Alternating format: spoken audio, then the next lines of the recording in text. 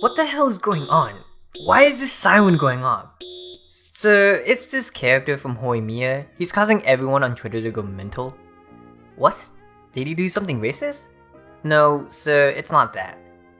Well, did he do something so horrific that it was inexcusable? No, sir, the reason Twitter is going crazy is because of how pretty he is. I'm sorry, what? Let me see a picture of this man. There's no way that any anime character will be hot enough for Twitter to... Wait, hold on a second. He's hot as hell.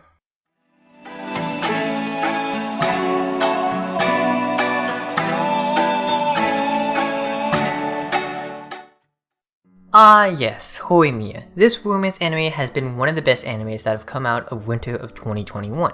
And honestly, I can't think of just one topic about this anime where I could make a decent length video about it.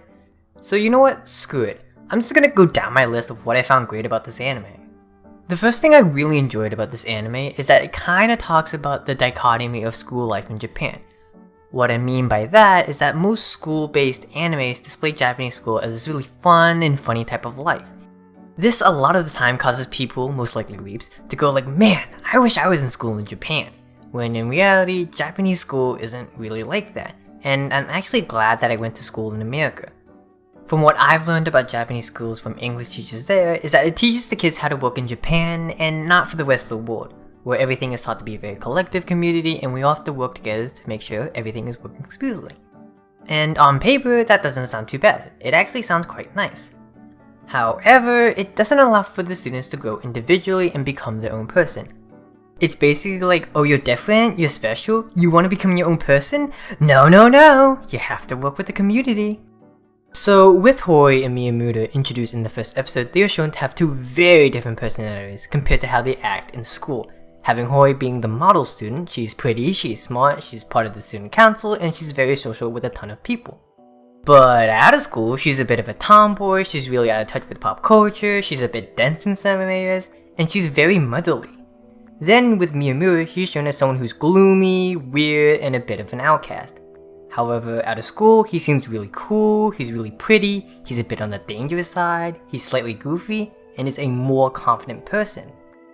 So if we were to only take their school personalities, we would think they would never become friends, let alone be romantically interested with each other. And I feel like in Japan, it's more often to see these kids that have these dual personalities, where when they're in school, they go into the mode of get good grades, don't cause any trouble for my parents, and try to fit into society as smoothly as possible. Then, when they're out of school, they do whatever they want in their free time. Now, some people may say that that's very professional and that type of mindset would be good at work. However, we're talking about kids who are in high school or lower, the time where they build their personalities as much as possible. And if schools are limiting them to expressing themselves with all these regulations and forcing them to work together with everyone else, then there's no room for them to build their personality. Because even if they are expressing themselves as much as possible outside of school, school is still taking up such a large percentage of their life that it's honestly a miracle that there are kids in Japan who are still able to develop their own person during high school. Even though this isn't the main theming of the anime, the subtle display of this really makes me appreciate this anime for even showing this in the first place. And I also think that's why this romance anime is able to stand out from the enormous sea of other romance anime. Okay, I talked about that aspect of the anime a lot more than I thought I would, so let's quickly move on to the romance part of this romance anime.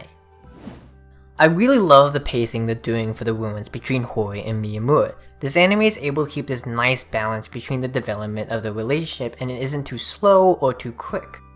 Horimiya could have easily gone down the very generic route of when the moment Hori sees Miyamura as this pretty boy, she instantly falls in love with him. Like, if that actually happened in the first episode, I would have dropped the show.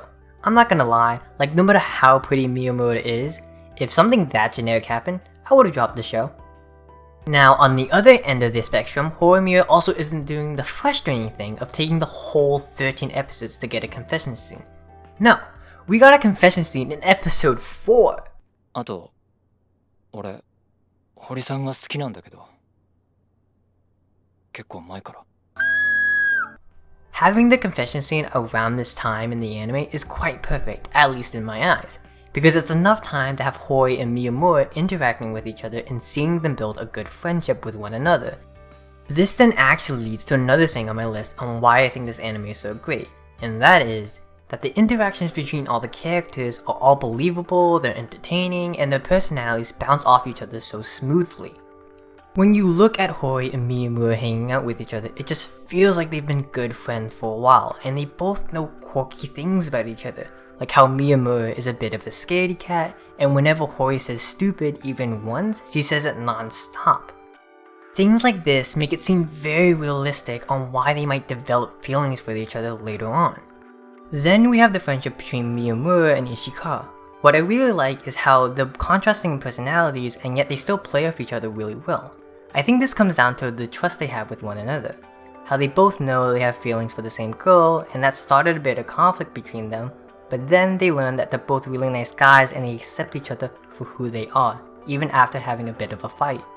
Also, they have some of the funniest interactions with each other within the whole anime. Now, there's not much I can say about the friendship between Hori and Yoshikawa and all the other relationships within Horimiya at the moment, because there is only 4 episodes when I'm writing the script, but I think you get the idea of what I'm getting at.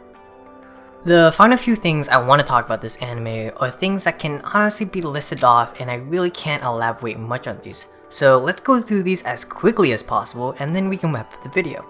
I think the art and animation for this anime is really great. It's clean, it's polished, it's bright.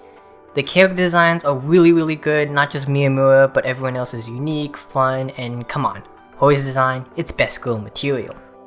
I love the opening so much, it's one of my favorite openings of the season. Finally, the OST is also pretty good. Yokoyama Matsuru, you did a good job, man. And that is everything I found great about this anime. And if I can make a 7-minute and whatever amount of second video about this anime with only 4 episodes, then I can't wait to see what's left to come.